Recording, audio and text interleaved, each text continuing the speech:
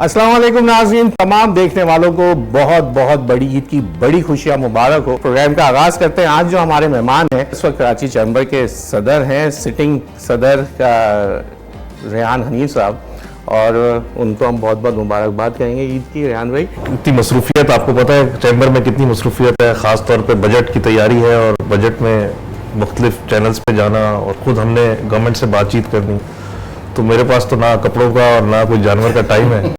किसी के जिम्मे लगा दिया। और कपड़े जो बेगम साहबा दे देती हैं बस वो पहन लेते हैं। तो अच्छा, तो कोई मुझे पहले तो बता देना हमारे साथ, मैं क्योंकि मुझे अच्छा नहीं लगता कि पहले तारुफ फैमिली का भी करा दीजिए कि साथ साथ इस वक्त हमारे साथ कौन कौन मौजूद है। मेरी बेगम साहबा है।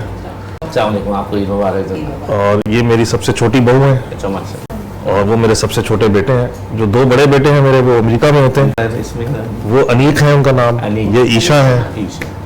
ठीक, तो काफ़ी इस दफ़ा की मसरूफियात आपकी बहुत ज़्यादा रही, आप भी ट्रैवलिंग में रहे, आते जाते रहे, और हमारी मुलाकात भी इस दफ़ा कम होती रही चैम्बर के अंदर। कैसे देख रहे हैं इस वक्त के, इस वक्त तो बहुत ज़्यादा जो इकनॉमिकल हालात, अगर बात करें कराची के हवाले से बात करें तो इस वक्त तो बात ही कराची की हो रही है जी। आपके ऊपर किस तरीके की जिम्मेदारी चल रही है इस वक्त? देखिए, रोज़ाना हम यही बातें कर रहे होते हैं कि इस वक्त मुल्क की इकॉनमी ख़ास तौर पे जंग के बाद बहुत ज़्यादा इन्फ्लेशन हो गई है और बाज़ारों में ज़ाहिर बात है वो रश, वो ख़रीदारी नहीं है क्योंकि परचेजिंग पावर इस इन्फ्लेशन की वजह से मुतासिर हुई है। इसी तरह जानवरों की भी ख़रीदारी आपने देखा होगा कि इतनी कोई अच्छी ज़्यादा ख़रीदारी नहीं हुई क्योंकि महंगाई हो गई है। तो ये सब इन चीज़ों से लोग सोच रहे हैं दोबारा वही बातें हो रही हैं जो हम रोज़ाना करते हैं। ईद पे भी वही सब कुछ, वही इकॉनमी, वही बजट। तो मैं फैमिली को शामिल कर दूं। भाभी, कैसी ईद है इस दफ़ा की पिछले मुकाबले में? जैसे मैं इंट्रो में कह रहा था, इस दफ़ा के हालात कुछ बहुत ज़्यादा मुख्तलिफ हैं।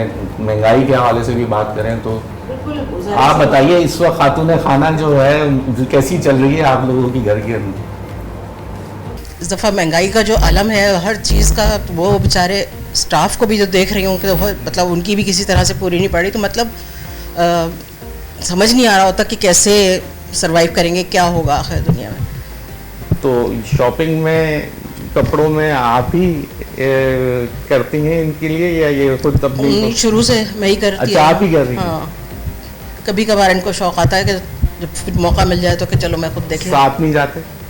तो साथ मेरे लिए भी, मेरे लिए नहीं होता आप लोगों का? नहीं, हम साथ नहीं जाते क्योंकि मेरे लिए बहुत मुश्किल है। सात बाजार चलेंगे शायद। नहीं, मैं अब ये करती हूँ कि अगर इनको कोई काम है ना तो मैं इनके साथ चली जाती हूँ, मैं अपना काम नहीं करती। अच्छा, सारा इनका काम करा के घर आ जाते हैं, फिर मुझे अगले दिन में आराम से। मेरा एक तरीका, अगर मुझे एक शर्ट खरीदनी है ना तो मैं जाऊंगा सीधा वो शर्ट खरीदूंगा और वापस आ जाऊंगा।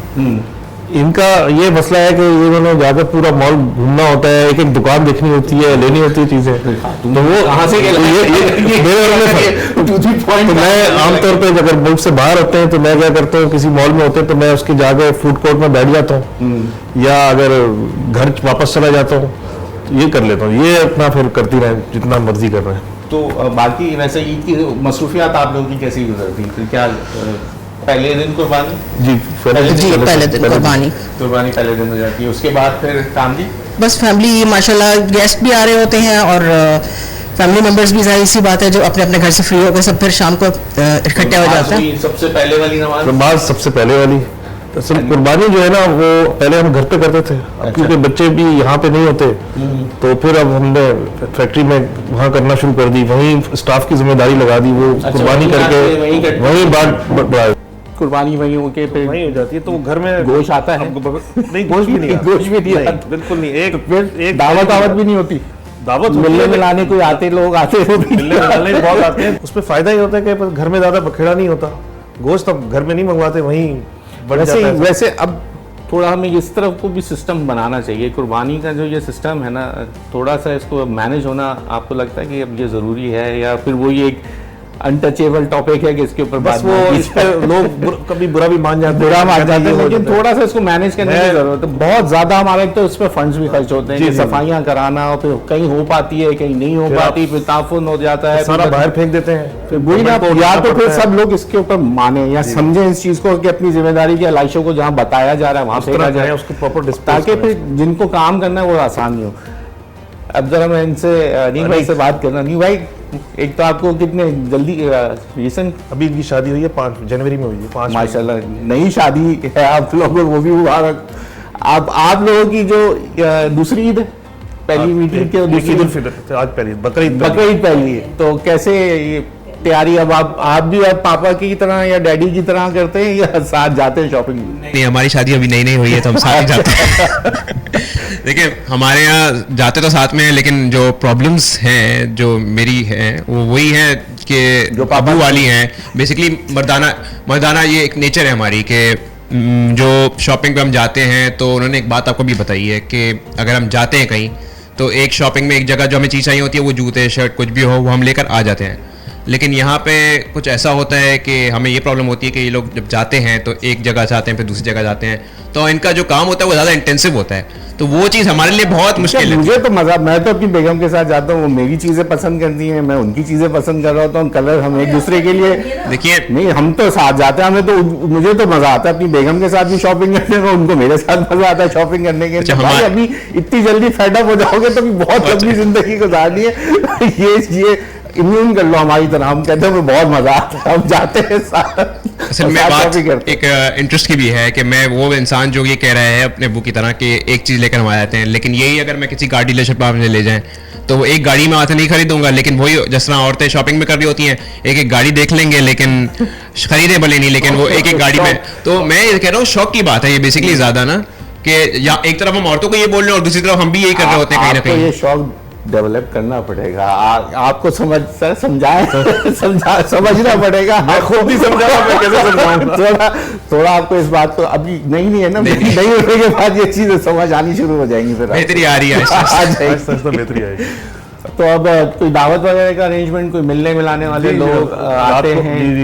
आते हैं बिल्कुल, दोस्त हैं आप, कुछ रिश्तेदार आते हैं भाई, आपकी फैमिली के मेंबर्स यही हैं? यही है, उनसे भी मुलाकात होती है। ये बाज़ वक़्त पहले ईद पे फर्स्ट डे हो जाती है आमतौर में, कभी कभार होता है कि हम ईद के सेकंड डे गेट टुगेदर एक रखते हैं। अच्छा, सेकंड डे पे सेकंड तो उसमें फ्रेंड्स भी होते हैं? दरअसल मेरी ज़्यादातर ईद जो है ना, अस्सलाम वालेकुम। ईद मुबारक। कैसे हैं आप? अरे यहाँ तो टीवी ये तो सर मुबारक आपको भी मुबारक। बेटा, क्या हाल है? अस्सलाम वालेकुम माशाल्लाह। हसन भाई हसन भाई भी आए तो माशाल्लाह, ये तो ईद का दरवाजा दुबाला, जिसको कहते हैं दुबाला हो गया, आप लोगों से मुलाकात भी हो गई। बस आए तो वैसे भी ईद का दिन है तो अच्छा है। यहाँ बस वो आ रही है, मैं जरा जल्दी आ गया। गोश्त बनवा रहे होंगे ना, प्लेट निगरानी गोश्त आ गया लग रहा है, आप कह रहे थे गोश्त वही बढ़ जाता है, गोश्त आ गया लग रहा है। गोश्त ये लेके आए होंगे ना? ये तो फैक्ट्री की बात कर रहे हैं गोश्त पट्टन। अब घर में कुर्बानी की है और मैं कसाई का इंतजार कर रहा हूँ। कसाई का इंतजार? हाँ, कसाई मिल नहीं रहा है भाई, इतनी मुश्किल हो गई है, तो मैं बस मैंने कहा सलाम कर लूँ। रेहान ने तो रात को बुला लिया था ना कि यहीं सोना है, यहीं चाय पीनी है ना, हम ये बुला सकते हैं, ये प्रेसिडेंट है भाई। आई बैठे, तशरीफ रखें। नहीं आप आपने मिलने लेजेंड्स आ गए, लिविंग लेजेंड्स हैं हमारे लिए, तो दोनों बड़े लेजेंड्स हैं, हमारे पाकिस्तान का फख्र है दोनों जनाब, बिल्कुल ऐसे ही। नहीं पता था कि आपके यहाँ ये हो रहा है, हमें पता होता तो हम जरा तो सही नहीं, अच्छा है ना, फॉर्मल तो नहीं रहा ना, तो इनफॉर्मल है। असल में भाई इतना इम्पोर्टेंट पोर्टफोलियो है इनका, कराची चैम्बर ऑफ कॉमर्स के प्रेसिडेंट होना, क्या क्या मुल्क की मईशत जो मुल्क शहर चलाता है उसके प्रेसिडेंट पड़ता है, और माशाल्लाह बहुत खुश असलूबी से निभा रहे हैं जो हमें रिपोर्टें मिलती हैं। वैसे ब्रेक का वक्त हो रहा है, लेकिन मैं पहले जानना चाहूँगा कि मैं बताता हूँ ताल्लुक बताता हूँ। ये रेहान हमारे दामाद भी होते हैं। अच्छा। और सबीन जो है बिल्कुल बेटी की तरह है, मेरी तो ख़ास, क्योंकि रेहान के जो फादर इन लॉ थे उनके मामू भी थे, अल्लाह गरी के रहमत करे, सलीम भाई यार याद आते हैं। तो मेरा ताल्लुक बहुत घरेलू है, हसन भाई का भी ताल्लुक बहुत घरेलू। मेरे बहुत तो रेहान से बहुत पुराने हमारी दोस्ती है, बिल्कुल फैमिली टर्म्स हैं, और ख़ास तौर से मिना की जो मेरी वाइफ हैं उन्होंने बिल्कुल बहन भाई हैं। जबरदस्त हो गया, ये तो हमारे प्रोग्राम में भी चार चांद लग गए आप लोगों की। कोई भी मुझे चार तो नहीं, दो चार नहीं। आप दोनों चार के बराबर है सर हमारे लिए। कोई भी मुझे इशू होता है, कोई घर की बात होती है, कोई मशवरा करना होता है, तो यही मेरे दोस्त हैं, इन लोगों से मैं बात करते हैं। यहाँ वक्त हो रहा है ब्रेक का, अब तो ईद का दिन है, अब तो ज़बरदस्त जो है महफिल हो गई है। तो यकीनन अब तो हमारे साथ जो है लिविंग लेजेंड्स भी मौजूद हैं, जनाब बहरोज़ सब्ज़वारी साहब मौजूद हैं, हसन सरदार साहब मौजूद हैं। ओलंपिक आपको तो हम सुनते रहे और यही हॉकी जो है आप ही के साथ मंसूब रही। तो ब्रेक ले लीजिए, आप ब्रेक के बाद आप मजीद आज बड़ी ईद पे बड़ी बड़ी खुशियाँ और बड़ी बड़ी बातें आपके साथ करेंगे। ब्रेक ले लीजिए।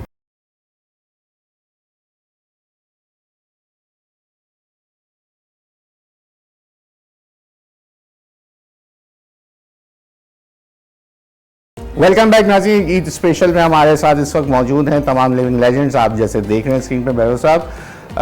हनी भाई आपकी इजाज़त है तो ज़रा आपके मेहमानों से बात कर लूँ। सर आप बताइए, आपकी ईद क्या सिर्फ कसाई ढूंढने में ही निकल जाती है या फिर मजीद आप लोग? कसाई बुक किया हुआ था वो असल में, और शायद उसने काम पकड़ लिया। तो असल में हम हैं भी पड़ोस में, है ना। अच्छा, पड़ोसी भी है, साथ दोस्ती भी है, रिश्तेदारी। मैंने कहा मैं मिलाऊँ, ये हमारी जो बेटी है वो तो अमेरिका में ज़्यादा, क्योंकि 2 बेटे इनके अमेरिका में रहते हैं। और मैंने कहा ईद के अच्छा वक्त है, निकल आए। तो कसाई का जब मैं आ रहा था उसका फ़ोन आया कि जी बस मैं आपके 15 से 20 मिनट में पहुंच रहा हूँ। तो अल्लाह ने चाहा हो जाएगी कुर्बानी, नियत तो है। नियत मैं ये समझ, अरे ठंडा आ गया। गर्मी भी, ईद की गर्मी में ये भी ज़रूरी होता है। बहुत शुक्रिया। तो ईद की जब ये इसी तरीके से माशाल्लाह आपने तो, हम तो समझ रहे थे कि फैमिली और आपके तो फ्रेंड्स ही माशाल्लाह ऐसे लोग। हमारा तो इनके साथ हफ्ते में 2 दफ़ा 3 दफ़ा हमारा मिलना इनके बगैर गुजारा नहीं है। अच्छा, जब ये सब लोग मिलके यूरोप गए हुए थे और मुझे इन्होंने कहा साथ चले, तो हम, आपको पता है चैम्बर की मसरूफियात हैं, तो मैं जा नहीं सका और मैं बहुत मिस कर रहा हूँ। और मुलाकात भी नहीं हुई बीच में कि मैं ज़रा किस्से कहानियाँ सुनूँ कि भाई क्या क्या उधर हुआ। तो इंतज़ार कर रहा हूँ कि कोई ऐसी मुलाकात हो जिसमें बैठ के यूरोप के किस्से सुनो। ज़बरदस्त हमारा टूर, बहुत अच्छा ट्रिप। बड़ी ईद है और हसन भाई, रेहान, माशाल्लाह नीक, ये सब बहुत। असल में सबसे इम्पोर्टेंट जो है, ये सब जो बहारें हैं, जो ईदें हैं और जो मुल्क में बहारें हैं, ये सिर्फ हमारे मुल्क की वजह से। अल्लाह ताला हमारे मुल्क को सलामत रखे। बहुत से नाजरीन देख रहे हैं हमें इस वक्त, तो हमें ख़ास तौर से जो ख़ास दिन होते हैं ना, उसमें अपने नीचे जो लोग हैं, जो मुस्तहिक़ीन हैं, उनको नहीं भूलना चाहिए। अब हम हमेशा कोई पिछले कई साल से गाय या बैल करते रहे, एक ही लाते थे, जाहिर है जितनी आदमी की औकात होती है। लेकिन इस दफ़ा हमने बकरे किए, क्योंकि छोटा गोश्त बहुत महंगा हो गया सर भाई। तो हाँ, लोगों के लिए 2000 से 3000 25 से 3000 तो लोगों के लिए खरीद बहुत मुश्किल है। तो क्यों ना ये वाला गोश्त हम बांटे, अल्लाह ताला कबूल फरमाए। क्यों? बिल्कुल बिल्कुल, बहुत अच्छी सोच है। और वाकई ओकेजन हमारा जो ईद का है, उसमें ये बहरोज़ ने सही कहा कि हमें उन लोगों को, मुस्तहिक़ीन को नहीं भूलना चाहिए। मैं सब लोगों को, पाकिस्तानियों को अपने, जो कि अपने दिलों में रखते हैं सब ये चीज़ें, एक दफ़ा याद कराने की ज़रूरत होती है हमें। और ईद पे वाले दिन मैं यही कहूँगा जो कुर्बानियाँ हैं वो हम ज़्यादा अब तो लोगों को बांटें। माज़रत आपकी कथा कलामी होगी, लेकिन जो हालात और महंगाई हो गई है, वो तो अब जो मुतवस्सित तबके के लिए या अब तो सबके लिए, बल्कि जो जानवर की कीमत जिस तरीके से स्पाइक कर रही है, वो अब इतना आसान नहीं रहा। क्योंकि मैं ये भी समझता हूँ कि जो इंडस्ट्री चलाने वाले हैं, उनके ऊपर ज़्यादा जिम्मेदारी, उनके ऊपर बोझ ज़्यादा आ चुका है इस वक्त। उनके पास तमाम उन चीज़ों का क्योंकि इनके पास जो जैसे इंडस्ट्रीज जो चलाते हैं, माशाल्लाह कई इंडस्ट्रीज चलाते हैं, तो वो जो वर्कर हैं इनके पास, उनके दिलों का हाल तो आप जानते होंगे यार। तो अल्लाह ताला आसानी फरमाए सबकी। असल में हमारा मुल्क तरक्की करेगा, हमारी यूथ को समझ आएगी कि क्या सही है और क्या गलत है। तो अल्लाह ने चाहा इंशाल्लाह ज़रूर बेहतरी आएगी, मेरा ईमान है। आपकी मौजूदगी में, क्योंकि आपको अभी कुर्बानी भी करनी है, इसलिए मैं आपसे जल्दी बात करना चाहूँगा। कहिए तो आपका फ़ायदा उठा लूँ। उठाइए, इस वक्त ज़्यादा ना उठाइए। आप मुतमईन हैं इंडस्ट्रीज से, अपने काम से? अल्हम्दुलिल्लाह। आपकी मैं परफॉर्मेंस की बात नहीं है, वो मैं इन टोटल बात करूँगा, जाहिर है मैं हिस्सा हूँ इस इंडस्ट्री का। देखिए बात यह है कि हम हैं पीटीवी की प्रोडक्ट, हमारा मदर इंस्टीट्यूशन पाकिस्तान टेलीविजन था। तो पीटीवी ने जितना एजुकेट किया है ना पिछले 30 बरस में, अगर आप 70 की दहाई, 80 की दहाई और 90 की दहाई, ये अगर आप निकाल दें, पीटीवी ना हो तो आप सोच सकते हैं कि कौम का क्या हाल होता। मैं ये समझता हूँ पीटीवी ने बहुत एजुकेट किया। अच्छा, उसके बाद ये हुआ जब चैनल्स रिलीज हुए तो कमर्शियलिज्म ज्यादा आ गया।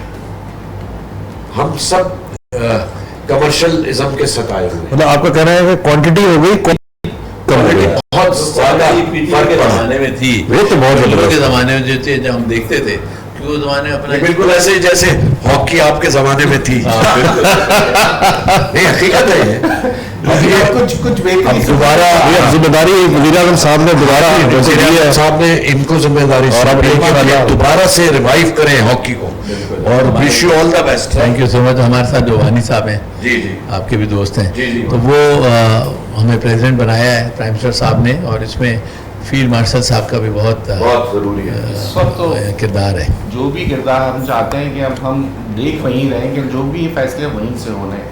आप ये बताइए कि हम देखते हैं अपने पड़ोस में, वहाँ पे उनकी लीग्स होनी शुरू हो गई, जैसे हम यहाँ पे PSL हम देखते हैं, तो उसके ऊपर कुछ वर्किंग टैलेंट निकालने के लिए क्या उसके ऊपर कोई काम दिया गया जिम्मेदारी, या अब तो आपको बिल्कुल ग्राउंड से ढूंढने पड़ेंगे नीचे से? हाँ, बिल्कुल। पौधे चाहिए हमें जो फिर तनावर दर बने। बिल्कुल सही कहा। हमें जल्दी नहीं है अभी।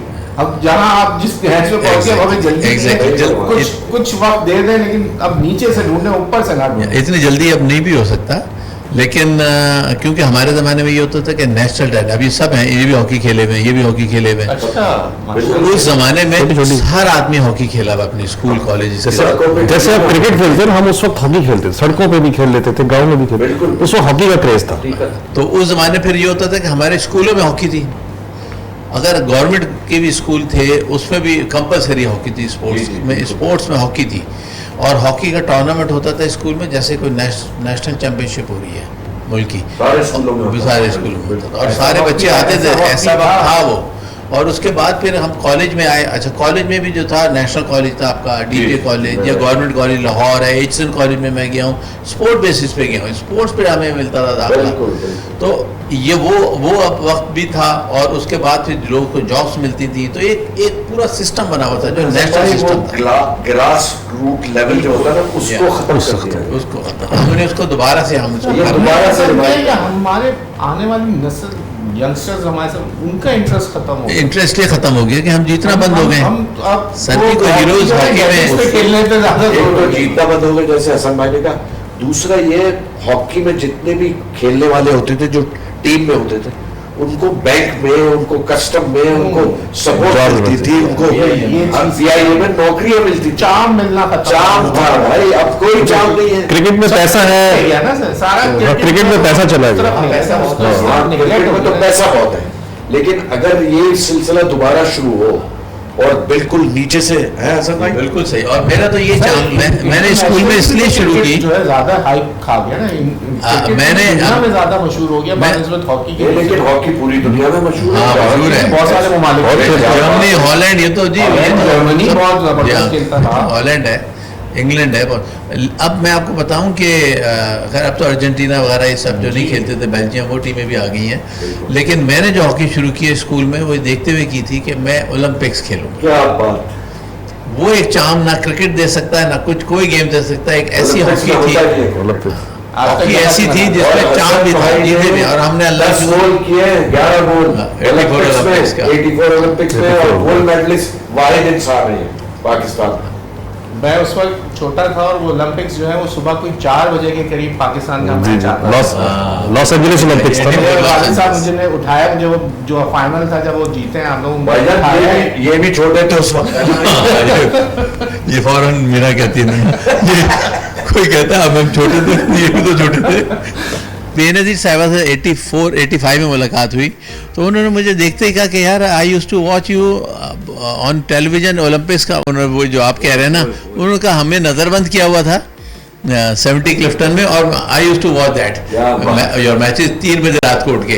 तो ये देखें, हर बंदा जो है उस वक्त हॉकी के लिए इतना इंटरेस्टेड था। सर उस वक्त आप जैसे खिलाड़ी, आप जैसे लोग लेजेंड्स हैं ना, बड़े जबरदस्त खिलाड़ी थे। अब आप और जीत का था ना, वैसे सही दिए कि अब आप अपने जैसे कुछ दे ना। इंशाल्लाह आपको जरूर मिलेंगे। तो आ जाए कम से कम आप जैसे ना, आपका रेप्लिका। अब हमने ये किया है और पैदा तो नहीं कर सकते, तैयार प्रेसिडेंट वानी साहब की उसमें कि हम अंडर 14, अंडर 16, अंडर 18, अंडर 21 जबरदस्त और सीनियर टीम, इस पर हमने जो है वो किया हुआ है और ये टीमें हम बना रहे हैं। और ये 3 तो टीमें बन चुकी हैं, बाकी 2 टीमें और हमारी रहेंगी जो स्कूल लेवल और कॉलेज लेवल की होंगी। सर मेरा एक सवाल सुनते हैं। हाँ प्लीज।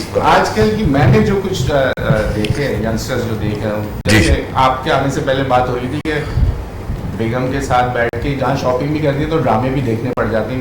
नहीं देखते हैं ड्रामे, क्या बात कर रहे हैं। हम तो देखते हैं, हमें देखने पड़ते हैं, हम न्यूज के लोग हैं, लेकिन हमें फिर ड्रामे भी देखने पड़ते हैं। क्योंकि न्यूज में भी आपको ड्रामेबाजी करनी पड़ती है भाई। अच्छा, ये वैसे सवाल अच्छा किया भैरव साहब ने। न्यूज में ड्रामेबाजी होती है? बिल्कुल होती है। कहाँ से ड्रामे होते छोड़ो यार, मैं तो ये बात बढ़ जाएगी यार। न्यूज वो जो शोज होते हैं उसमें कुछ हो जाती है, लेकिन न्यूज शो मैं परसों एक खवातीन का कोई सेमिनार था तो मैं उसमें गया था। खवातीन के सेमिनार में? जी, वो तो था, तो चैम्बर में था। तो उसमें खातून ने कहा कि जी मेंस डोमिनेटेड सोसाइटी है ये। तो मैंने जब स्पीच की, मैंने कहा भाई कैसे मेंस डोमिनेटेड सोसाइटी है, मैं अपनी मर्जी से टेलीविजन का चैनल ही बदल सकता हूँ अपने घर में, कहाँ से डोमिनेटेड सोसाइटी है? तो मेरा सवाल रह जाएगा। सवाल मैं अभी बच्चियां जो आ रही, कुछ मुझे ऐसे लगे कि काफी टैलेंटेड नजर आए। कोई शक नहीं है। मुझे मैं काफी आई एम इम्प्रेस्ड। मुझे नाम याद नहीं रहता, लेकिन नहीं, मैं आपको बताता हूँ। देखिए हमारे जो यंग लॉट है, एक्टर्स की बात कर रहा हूँ, वो बड़े डेडिकेटेड है। वो ये अच्छा, कुछ उसमें आए कि शोहरत मिल जाए, कुछ आए हैं जो जेन्युइन है, जिनका पैशन है कि हम एक्टर बन जाए। देखिए शोहरत तो बहुत उसका टाइम पीरियड बहुत कम होता है शोहरत का, लेकिन अगर आप एक्टर माने जाते हैं तो आप फिर अल्लाह की शान है। मैं नहीं कह रहा, 58 ईयर्स है मुझे ये इस फील्ड में, तो अब तक अल्लाह मुझसे काम ले रहा है यार, इससे बड़ी और क्या बात है। तो आपको पैशनेट होना पड़ता है अपने काम में, और हमारी यूथ बहुत अच्छा काम कर रही है। क्या जबरदस्त बच्चियां हैं, जबरदस्त। ये मानने वाली बात है कि क्योंकि मैं देख रहा हूँ कि मैं भी मान गया कि यंगस्टर्स जो अच्छे ड्रामे हमारे। और आप यकीन करें, जहां पूरी दुनिया में उर्दू बोली और समझी जाती है, हमारा ड्रामा नंबर 1 है। नंबर 1 इंडिया में।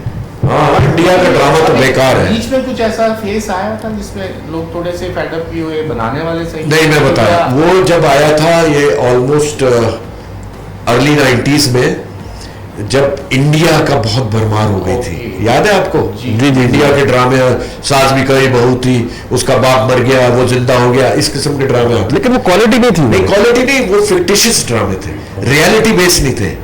पाकिस्तान का ड्रामा रियलिटी बेस्ड। हमने उसको कॉपी करने के लिए, आपको ऐसा लगा कि हमने कहीं उनको भी कॉपी करने के लिए? नहीं, हमारा ड्रामा हमेशा से अलग रहा। हमने थोड़ा बहुत कॉपी किया है उसको ग्रैंडर के लिए, आप समझ रहे हैं, अच्छा दिखाने के लिए। बाकी काम हमारे यहाँ ओरिजिनल है, अल्हम्दुलिल्लाह। तो सर आपके फिल्म में भी बड़े अच्छे दोस्त हैं, आपके अच्छे ताल्लुकात हैं, फिल्म इंडस्ट्री को क्या हो गया? मुझे बड़ा अफसोस हो जाता है उसके ऊपर। देखिए फिल्म इंडस्ट्री, लाहौर में फिल्म इंडस्ट्री अपने उरूज पे थी। उसमें यह हुआ कि पंजाब का कौन सा ऐसा कल्चर है भाई जहाँ गंडासा है, जहाँ खवातीन लाचे पहन के कूद रही हैं खेतों में? ये कहाँ होता पंजाब में भाई? आपने उसको कल्चर बना दिया। ऐसा नहीं है। क्लैशन को बदमाश एक से एक, सारे यही होता था ना फिल्मों में, इसलिए फिल्में बैठ गई, टू बी वेरी ऑनेस्ट। और बहुत से ऐसे डायरेक्टर थे जिन्होंने आप जावेद साहब ने बहुत अच्छी उस दौर में 2-3 फिल्में खुद बनाई। नहीं तो उसमें पांच उंगलियां भाई बराबर नहीं होती। अच्छी फिल्में जो परवेज मलिक साहब, सुलेमान साहब, नजरुल इस्लाम साहब, यार क्या क्या फिल्में इन्होंने दी है, जो हिस्ट्री है। जिस इन फिल्मों की कॉपी इंडिया ने की है भाई, तो ऐसा भी हुआ है। लेकिन जबू हाली ये हुई है कि वो फिल्म इंडस्ट्री में, अच्छा दूसरा ये था कि फिल्म इंडस्ट्री बहुत कम पढ़े लिखे लोग थे, that is very important. PTV में जितना भी लौट आया वो पढ़ा लिखा है, क्योंकि देखिए एजुकेशन जो है ना वो बेस है। सबको ईद मुबारक। दोनों बता बहुत शुक्रिया। अगर मेरा कसाई चला गया तो मैं जरूर, नहीं मिल जाएगा, मिल जाएगा।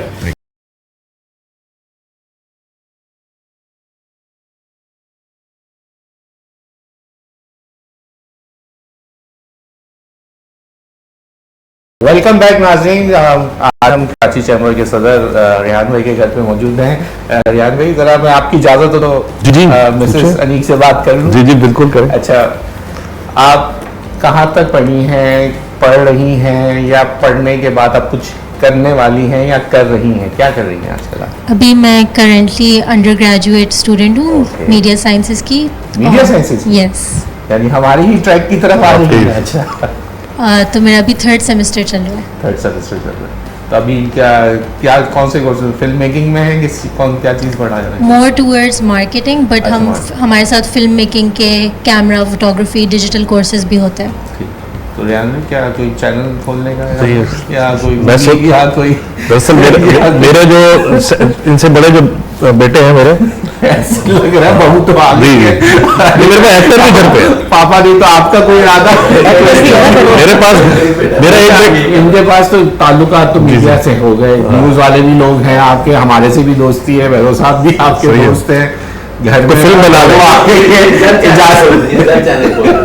एक फिल्म बना लेंगे। दरअसल मेरा जो सेकंड बेटा है, इनसे बड़ा जो है, वो उसने लॉस एंजलिस से एक्टिंग में न्यूयॉर्क फिल्म एकेडमी से एक्टिंग में मास्टर्स किया। साहब कुछ देख लिएगा, अगली दफा का प्रोग्राम जो है वो कहीं इन्हीं के घर में कुछ हो रहा है, इदारे में हो रहा है। एक दोस्त ने यहाँ छोटे छोटे ड्रामों में भी काम किया, वो हॉलीवुड पे भी कुछ काम किया हुआ, तो वो एक एक्टर मेरे पास घर में मौजूद है, तो हीरो को पैसे देने नहीं पड़ेंगे, तो ये भी हो जाएगा। काफी फिल्मी है आपके शौहर, दूर दूर से भी नहीं गुजरते। तो ये बच्चों में एकदम से बच्चा मेरे ऊपर चला गया होगा। अच्छा, ये गलत सवाल कर लिया फिर मैं। तो हाँ बताइए। मैंने प्रोग्राम से पहले इनसे रिक्वेस्ट की थी, मेरा हाथ हल्का रखना मेरे पे। भाई अब आप बताइए, काफी फिल्मी है आपकी भाई? नहीं, इतना मुझे कभी महसूस नहीं हुआ, लेकिन मेरे से बेहतर है। हाथ हल्का ही रखा है ना मैंने। मेरे से बेहतर है। फिल्मी मैं मेरा दरअसल कोई गुलाब, कभी कोई फिल्मी अंदाज में कोई चीज ऐसे दे दी है वो आज पॉकेट स्क्वायर जरा मेरी तरफ से आपकी कोर्ट में वो चीजें तो होती रहती हैं। वो तो होती रहती है, मेरी तरफ से दरअसल नहीं होती, क्योंकि वो दिमाग इतना उलझ चुका है बिजनेस की तरफ से या फिर ये मसरूफियत की वो तरफ से, तो वो अब कुछ और बिजनेस जो है ना वो बड़े सब हर चीज कोई ना कोई रोजाना एक प्रॉब्लम सॉल्व करते हैं, 2 नए आए हुए होते हैं, चाहे अपने ना हो किसी और के हो, लेकिन आए हुए तो हमारे पास होते हैं। इसको एड्रेस तो मैंने ही करना है। तो फिर आपने क्या सोचा है, सिर्फ करके कुछ क्या प्रोग्राम है? मुझे राइटिंग का बहुत शौक है। मैंने स्क्रिप्ट लैब पे स्क्रिप्ट्स भी लिखी हैं, तो बचपन से मैं राइटिंग कर रही हूँ, so I would like to be a writer. कोई आप लोगों की तरफ से कोई कदगन कोई के नहीं, तो इजाजत है आप लोगों की तरफ से? ऑडियर पे बातें लेके चला जाओ। नहीं के बाद आप लोग बना तो नहीं करेंगे? नहीं, आजकल के बच्चों को इजाजत देने की जरूरत नहीं होती, वो अपनी जगह खुद बनाते हैं। तो माशाल्लाह नहीं, हमारे वही मैं जितना मर्जी पढ़ना हो, 2 साल 5 साल 10 साल पढ़ने की, देखिए पढ़ने की और मैंने सवाल सीखने की। अच्छा, फिर तो मैंने आपके बराबर में आपकी अच्छा सही है, मतलब आपको पता है फाइनल अथॉरिटी कौन है? घर की बातें तो मैंने उनसे पूछी। ठीक है, आपकी तरफ से तो मिल ही जाएगी।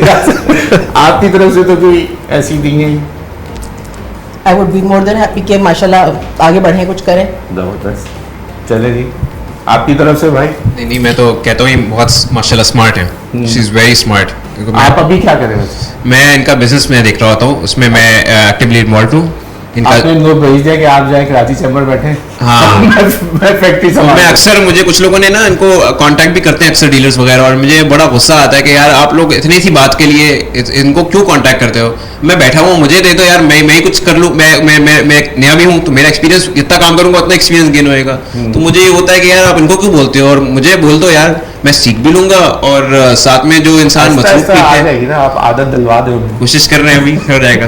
पापा का सुबह फोन बंद कर दो और मेरे पास वो मैसेज देखने का टाइम ही नहीं होता ना, मेरे पास और इतने इश्यूज आए हुए होते हैं सुबह से, तो फिर वो यही ऐसे एड्रेस है। आपको बिजनेस पॉलिटिक्स में लाने का कोई मूड, कराची चैम्बर की तरफ कोई एमसी मेंबर बनाने का? नहीं, वो मेरा ख्याल है, क्योंकि अकेले हैं यहाँ पे, बाकी भाई है नहीं यहाँ पे, तो इनका खुद का दिल होगा तो कोई मसला नहीं है, लेकिन मेरा कोई ऐसा इरादा नहीं है इनको इसमें इसको इन पे लाने का।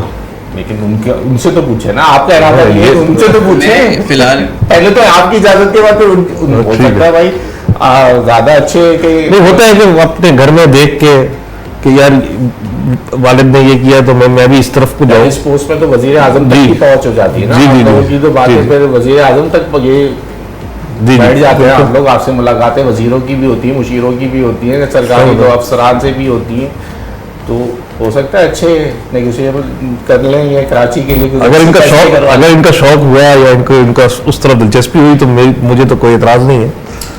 इनसे पूछ लेना मेरा पर्सनली ये ख्याल है कि मुझे अभी भी अपने बिजनेस में आए हुए, चाहे मैं जितना भी एक्टिवली इन्वॉल्व हूँ, मुझे आए हुए कुछ 5 साल हुए होंगे मैनेजर रोल में, एक अच्छे लीडिंग रोल में, तो मुझे लगता है कि मेरा इसलिए ज़्यादातर फोकस अभी पूरा जो है 100% वो इसी चीज़ में ही है।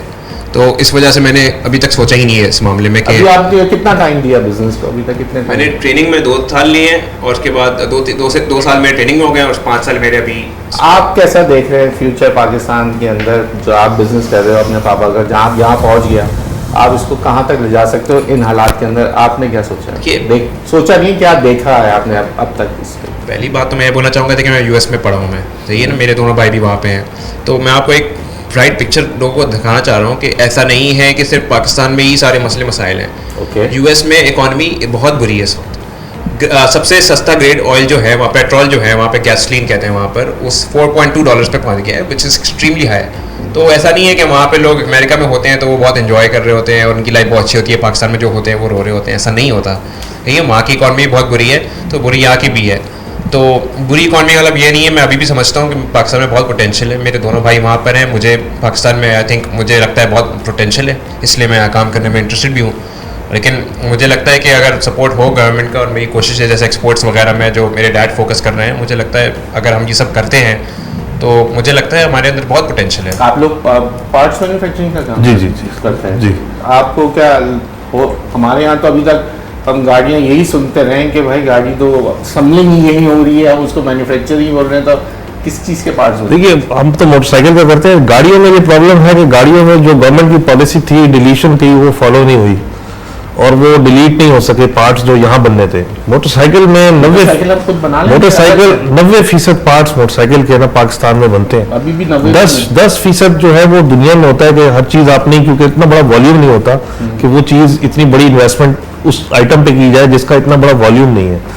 तो लेकिन 90% या 85% डिलीट कर देना किसी चीज को, ये बहुत बड़ी अचीवमेंट है। अभी भी तो चाइना की बाइक्स की भरमार है हमारे यहाँ। जी, तो वो सब यही बन रहे हैं हमारे यहाँ। अच्छा, बन यही रही है, पार्ट भी लोकल यूज हो रहे हैं। तो फिर हम चाइना की बाइक क्यों कहते हैं? वो शुरू में जब क्योंकि आना शुरू हुई ना उसको चाइना के शुरू में जब आना शुरू हुई तो ये इसको चाइना का कहना शुरू कर दिया। शुरू में असेंबल्ड भी आई, CKD भी आई, अब आहिस्ता आहिस्ता उसमें से पार्ट्स डिलीट होते गए, यहाँ बनते गए और हम देते गए।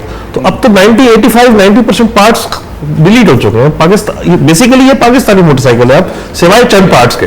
और वो चाहे कोई भी ब्रांड हो, सब एक जैसे, जितने नाम की आ रही है सब पाकिस्तान, सब एक जैसे। जबरदस्त। ये तो ये आज मुझे पता चल रहा है कि बात तो आप लोग हमें बताएं। नहीं बिल्कुल, हम तो यही सुनते रहे दुनिया के जिससे भी पूछो कौन सी बाइक, चाइना की बाइक ली, तो भाई तो बोल दो अब पाकिस्तानी बाइक ली है। तो बेचने वाला सच नहीं बोल रहा है या बनाने वाला नहीं बोल रहा। दरअसल वो पहले एक जैपनीज ब्रांड होता था जी, तो जब ये आई तो इनको चाइना का नाम से मशहूर हो गई। वो आज भी ब्रांड जैपनीज है, हालांकि वो भी डिलीट हुआ है, वो भी यही पाकिस्तानी पार्ट्स इस्तेमाल कर रहे हैं। तो इस तरह है। I think one of the main reasons कह रहे हैं कि क्वालिटी स्टैंडर्ड को शो करने के लिए कहा हुआ है कि क्वालिटी स्टैंडर्ड जो है, एक जापानीज है, एक चाइनीज है, एक लोकल है, तो वो इवन दो अब लोकली मैन्युफैक्चर्ड हो रहे हैं, लेकिन वो जो क्वालिटी स्टैंडर्ड जहन में है वो दिखाने के लिए आई थिंक चाइनीज बाइक्स कहा जाता है, इवन दो वो लोकली मैन्युफैक्चर्ड है। तो I think that's one of the reasons. Sir आप तो ब्रेक ले लेते हैं, ब्रेक के बाद आप ही सेगमेंट ज़रा इसको आप प्रोग्राम इख्तिताम की तरफ बढ़ गया है और फिर आखिर में ज़रा पूछेंगे और कि क्या क्या आगे के गोल्स क्या हैं सबके और कैसे देख रहे हैं। ब्रेक ले लें, ब्रेक के बाद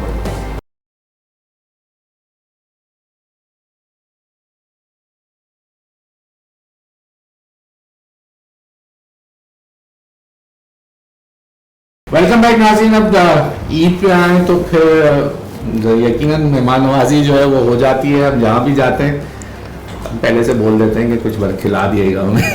नहीं ऐसा खैर यार माशाल्लाह बड़ा इत्तेमाम किया।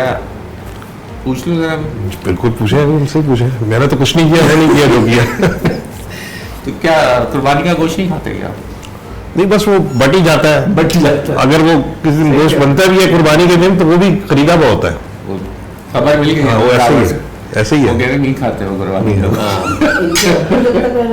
थे तो फिर भी वो कहते थे कि थोड़ा सा सुन्नत थे, थोड़ा सा कलेजी कलेजी वगैरह कुछ खाते हैं? नहीं, अब वो पहले होता था, अब वालिदैन जिंदा थे ना, तो वो उन पुराने ट्रेडिशन फॉलो करते थे। अब हम कहते हैं अब कुर्बानी करो, हाँ, और बांट दो। जरूर, इन बच्चों से पूछो। बिल्कुल। कलेजी कुर्बानी के बाद कलेजी। अच्छा, मैं तो कुर्बानी का गोश्त खाती हूँ, even though a lot of people in my generation वो कुर्बानी का गोश्त खाना पसंद नहीं करते। जनरेशन जो है वो कुर्बानी को किस तरीके से देख रही है अभी तो। आप लोग ऐसे कुर्बानी को कैसे क्या समझ रहे हो? आपसे और यंग लग रही है ना, इसलिए मैं इनसे जरा पूछूं ये क्या कहती है। आई मीन कुर्बानी हम हजरत इब्राहिम को फॉलो करते हुए करते वो हैं। है नहीं, वैसे क्या होनी चाहिए कि जो बच्चे जैसा कहते हैं कि नहीं गोश्त नहीं खा सकते, ये क्या है? नहीं, जानवरों से डरते भी हैं बहुत सी बच्चे, तो वो जो आजकल के तो जरा थोड़े जानवरों से मुझे भी थोड़ा सा डर लगता है, दूर दूर ही रहती हूँ, बट कुर्बानी का गोश्त मैं खाती हूँ। और पकाने में आज की ये तमाम आपका ये क्रेडिट मम्मा का है। आप कुकिंग खुद करती हैं कि नहीं? नहीं, पहले खुद कर लेती थी बिल्कुल, अब थोड़ा सा हेल्प के साथ करती हूँ क्योंकि मैं मुस्तकिल नहीं देखती। कुछ खास चीजें हैं यूजुअली मैं वो ये बनाती है, बाकी तो खान सामा ही बनाता है, लेकिन जो कुछ खास चीजें हैं, निहारी वगैरह होती है, इस टाइप की चीज, वो फिर हम ये कहते हैं आप जो होती है फिर मैंने बनानी होती है। अच्छा, निहारी स्पेशल वो फिर खान सामे को नहीं कहते हैं। ओके। और आपको निहारी ही पसंद है?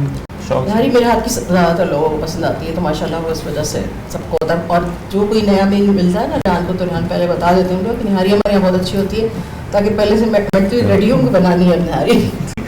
आप कुर्बानी का गोश्त खा लेते हैं या सब? मैं खा लेता हूँ, कोई इशू नहीं होता। तो क्या शौक से खाते हैं साहा? ये ज़्यादातर शौक से मेरे हाथ की हांडी खाते हैं आपके हाथ की हांडी? जी, और इनको कढ़ाई भी बहुत पसंद है। माशाल्लाह, बना लेती हैं? हाँ, बना लेती हूँ। बड़ी सुंदर बहू लेके आई हैं आपकी। ये आपने ढूंढी है कि जो हांडी बना ये भी क्रेडिट मम्मा का है। ये भी ये मेरे हिसाब अच्छा, ये अरेंज है या अरेंज है? अरेंज है? अरेंज है। जी, ये अरेंज है, और इसमें क्रेडिट मतलब अच्छा, फैमिली में ही? फैमिली में ही है। इसमें ना मेरा क्रेडिट कोई है ना इनका कोई क्रेडिट है। क्रेडिट दो इंसानों का, वो एक मेरी मम्मा और एक इनकी मम्मा है। ओके। क्योंकि वो दोनों कजन हैं आपस में, फर्स्ट कजन है इनकी वालदा और ये, ओके, तो फर्स्ट कजन है। तो चले, तो यानी कि हांडी आप अच्छी बनाते हैं, आप हांडी शौक से खाते हैं, तो ये तो मामला हो गया। आप खाते हैं निहारी शौक से, और भाभी बहुत अच्छे से निहारी, कढ़ाई, ये चीजें बड़े शौक से मैं खाता हूँ। सर, आप क्या चीज गोश्त से परहेज या नहीं, मैं बीमार लग रहा हूँ। आप स्पोर्ट्स में हैं, आप सबसे ज्यादा फिट लग रहे हैं। माशाल्लाह माशाल्लाह। हम तो स्पोर्ट्स में जो है क्योंकि प्रोटीन चाहिए होती है, हम तो बहुत पर्टिकुलर हैं मटन और बीफ के, वो ज़रूर खानी चाहिए। रोटी चावल को तरजीह नहीं देते, कम है प्रोटीन जिसमें हो, वाइटामिन हो, और लड़कों को भी जो बच्चे खेल रहे होते हैं उनको भी हम ये देते हैं, क्योंकि हमने सारी ज़िंदगी ये किया है। सर, इस वक्त अब तो काफ़ी जैसे स्टीरॉइड्स का भी इस्तेमाल होता है, प्रोटीन पाउडर्स आ गए, प्रोटीन के लिए शेक्स आ गए, दुनिया जान की चीज़ें। आप लोगों के लिए कैसे क्या हुई? अंडे, बिल्कुल बॉयल अंडे करके, जैसे हम पहले सुनते थे तनसाज में वो 10-10 अंडे खा जाते थे। एक हमारा प्लेयर था उस ज़माने में, तो वो अंडों का बहुत शौकीन था। वो कहता था मेरे लिए इस तरह करो, 2 अंडे ले आओ, फिर 2 फ्राइड ले आओ, फिर 2 ऑमलेट बना लो, 2 चीज़ ऑमलेट बना दो। कहते यार बस कर। कहता बस किया, आप इनको सबको हजम करने के लिए 2 बॉयल अंडे भी ले। अच्छा, आप जब तक हॉकी खेल रहे थे शादी हो गई क्या? बीच में ही हुई थी, दरमियान में शादी।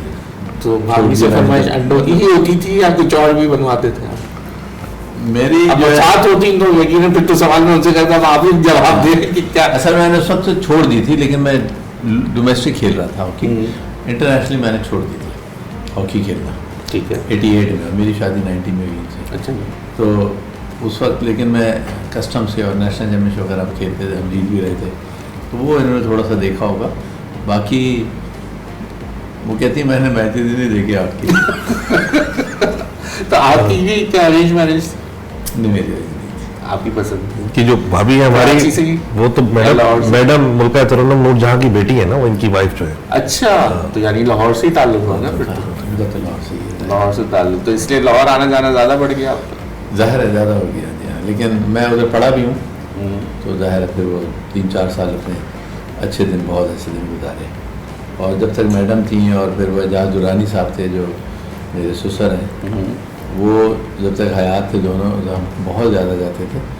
उसके बाद फिर हम बहुत कम हो गए जाना, और फिर हम कराची में मनाते हैं। हमारे दोस्त हैं सारे मिल के, आज जिस तरह हमने आना था फिर ये हमारे आएंगे, और इस तरह हमारे अच्छा, इनके साथ आपका कनेक्शन कहाँ से बना है? ये हॉकी से बना? नहीं, हॉकी से नहीं, ऐसी दोस्ती हो गई थी कि हमारे कॉमन फ्रेंड थे। अच्छा, हाँ, ऐसी हो गई। वो इनके कुछ बचपन के दोस्त थे, उनसे मेरी दोस्ती करते करते फिर हमारी ज्यादा क्लोज दोस्ती हो गई, इस तरह हो गई। हॉकी भी साथ खेल ली? नहीं, हॉकी नहीं खेली साथ। लेकिन बहुत ज़्यादा इंटरेस्टेड है, लेकिन मुझे हॉकी का इंटरेस्ट, इनको मैं याद दिला देता हूँ, वो प्लेयर होता था, वो प्लेयर होता था, क्योंकि मुझे बहुत इंटरेस्ट था हॉकी का। वो अभी भी है, अभी भी अभी मैं पूछता रहता हूँ, भाई फलाने का क्या होगा, कैसे होगा, ये क्या होगा, कराची की टीम बनवा लें? बिल्कुल बननी चाहिए। अब ये बता रहे हैं सारी अकेडमी। कराची की टीम बड़ी हल्की बनी हुई है। आप तो लेकिन हेल्प कराए ना फिर? नहीं, बिल्कुल करनी चाहिए, और इसमें मैंने तजवीज़ भी दी है कि यहाँ अकेडमीज हम खोलें। अकेडमी नहीं है तो उसमें फिर, क्योंकि अकेडमी जब आ जाती है तो उसमें कोचेज भी होते हैं प्रॉपर, उसमें एस्ट्रोटर्फ भी खेल रहे होते हैं, प्रोटीन और डाइट और सारी उनकी कंट्रोल वो भी बहुत अच्छी हो जाती है, तो फिर फ़र्क पड़ जाता है। फिर बच्चे को जब सीख रहा होता है और टैलेंट भी हो, तो फिर वो अच्छी हॉकी खेलने लगते हैं। तो आप लोग कौन सा स्पोर्ट्स में इंटरेस्ट है? मेरा जो सबसे बाय फार एक स्पोर्ट्स सबसे फेवरेट है वो सॉकर, फुटबॉल है। फुटबॉल यूएस में सॉकर कहते हैं उसको, सॉरी तो उसके लिए सॉरी, लेकिन football is by far my favourite. मैं बहुत एक एक मैच को फॉलो कर रहा होता हूँ, इतना है। आप लोगों का कोई इंटरेस्ट स्पोर्ट्स में, कोई क्रिकेट में या किसी? मेरा स्पोर्ट्स में इतना ज़्यादा इंटरेस्ट नहीं है। नहीं है? हाँ, मोस्टली मैं मैच क्रिकेट का ही देखती हूँ, और वो भी तब जब इंडिया पाकिस्तान का होता है। इनका तो बिल्कुल भी नहीं। इतना इनका इंटरेस्ट है ना कि मतलब उससे बेहतर है कि मैं थोड़ा सा दूर ही रहूँ। मैं चक्का लग जाए, आउट हो जाए, हम शोर हो जाए। मैं सो रही हूँ और ये एकदम चिल्लाने वाला, क्या हो गया, मैं छत गिर गई, क्या हो गया, नहीं आउट हो गया। एक पोलो ग्राउंड होता था हमारे पास कैंट के पीछे, नाम से ही है वो तो नाम आपने कभी देखा? आपने देखा वहाँ पे? पोलो के लिए देखा ना, तो बस ऐसे वॉक करने के लिए उसमें, लेकिन वहाँ एक जिम खुल गया, उसके बाद वो बस जगह ही नजर आती है। जबरदस्त उसके साथ है। तो वो अब एक बात मैं ऐड कर रहा था कि हसन अंकल के साथ होने का एक बड़ा फ़ायदा हुआ है मुझे, वो ये हुआ है कि मुझे स्पोर्ट्स की जितनी बातें करनी होती है ना, मैंने इनसे की हुई हैं। जैसे ये मैन सिटी को फुटबॉल देखता हूँ तो मैं इनको फुटबॉल में मुझे ज़्यादा एसोसिएट करते हैं, नहीं मैन सिटी के फॉलोअर है, मैं चेल्सी का ज़्यादा फॉलोअर हूँ। अच्छा, मुझे मैनचेस्टर आप सारे स्पोर्ट्स देखते हैं ज़्यादा? मैनचेस्टर सिटी फुटबॉल का हमारे पास अपनी हॉकी तो नहीं रही, तो अब उसके बाद आप क्रिकेट की तरफ स्विच हुए? क्रिकेट भी देखते हैं, क्रिकेट भी देखता हूँ मैं, पाकिस्तान के मैचेस ज़्यादा शौक से, और जानते हैं सबको? फुटबॉल भी मैं देखता हूँ, प्लेयर्स को जानते हैं? सबको जानता हूँ मैं। मुलाकात होती ऑन एंड ऑफ होती, बच्चे भी तो ये पुराने जो होते थे, वसीम अकरम मेरा बहुत अच्छा दोस्त है, जावेद मियादाद थे, इमरान खान है, ये मेरे उस वक्त के अच्छे दोस्त हैं, सिकंदर वक्त हैं। आपको क्या खाने में ज़्यादा पसंद है? वैसे मैं आपसे पूछना भूल गया उस वक्त। मेरे ख्याल से मैं एक तो दाल जरूर मैं शौक से खाता हूँ। किसी भी रेस्टोरेंट में जाए ना, 5 स्टार होटल में जाए, सब खाने मंगा लेंगे, बोले यार एक दाल ले आओ, दाल जरूर, कढ़ाई दाल मंगा लेते, कढ़ाई बहुत शौक से, कढ़ाई निहारी। भाभी के काफी इंसिस्ट करते हैं, बहुत जल्द निहारी की दावत करनी पड़ेगी। सीजन तो आ गया, गोश्त तो है। वैसे चिकन निहारी या बीफ निहारी? नहीं, मटन निहारी, मटन जो हम यहाँ मिलती नहीं ना, बीफ मिलती है बाहर, हम मटन निहारी, ये मटन बना, उसका गोश्त भी फिर जरा वो अलग होता है ना, मटन का जो होता है जिसको कहते हैं अगले का गोश्त, वो अलग से आता है, बनवाना पड़ता है। जी जी, उसका बिल्कुल ऐसे ही है, ऐसे ही होता है।